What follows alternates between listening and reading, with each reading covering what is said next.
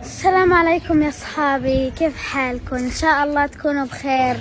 دعواتكم إلنا يا أصحابي إن شاء الله تخلص الحرب على خير وما ترجع. حبيت يا أصحابي اليوم إني أقولكم عن موضوع مهم جدا. قبل كم يوم صار بيني وبين الجزيرة حوار، هم بيسألوني أسئلة وأنا بجاوب عليها، ولكن في سؤال سألوني إياه مهم جدا. كيف حياتك يا رمضان قبل الحرب وبعد الحرب؟ قبل الحرب كنا في بيتنا بنعيش بسلام وبأمان.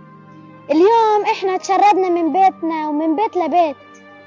قبل الحرب كنا بنروح على المدرسة وبنتعلم. الحمد لله 670. اليوم مدرستي قصفها الاحتلال. قبل الحرب كان إلنا كتير أمنيات وأحلام. أحلم وبيعنا أكون عالما صاحب أثر وضيف الجديدة إلى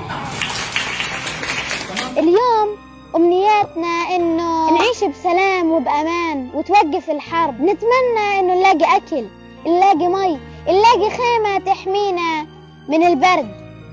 كنا قبل الحرب بنلعب وبنفرح في أجواء المطر.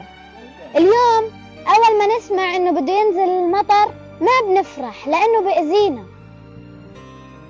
قبل الحرب كان عندنا كتير أصحاب وأصدقاء. اليوم بعد أصحابي وأصدقائي استشهدوا مش حيرجعوا للدنيا. الجواب اللي أنا جاوبته على هذا السؤال وبعد المقاطع اللي صارت معي قبل الحرب ومقاطع من اللي بتصير معانا، واللي بيحبني ينشر هذا الفيديو لكل العالم حتى انها تصل رسالة فلسطين ورسالة اطفال فلسطين والمعاناة اللي بنعيشها لكل العالم.